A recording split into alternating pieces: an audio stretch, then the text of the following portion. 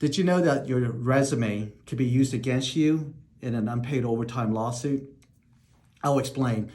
Under the Fair Labor Standards Act, there are several exemptions that apply. So if you perform like an executive or a high-level administrative position, sometimes you are exempt under the Fair Labor Standards Act. Well, employers know this and they give you that fancy title, the fancy job description, just to make it look like you're exempt so they don't have to pay you overtime.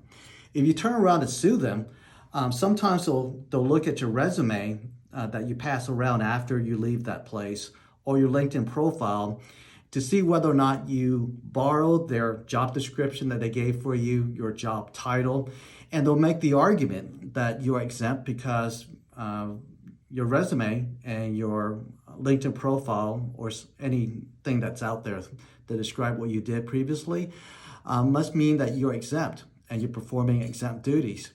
And it doesn't seem fair, but to them it seems fair because you put it out there.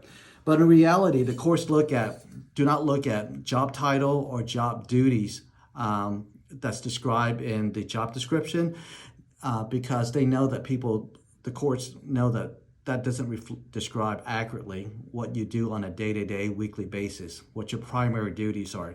So at the end of the day, it's what the evidence will show, what your testimony will be about your job description that controls whether or not you're exempt.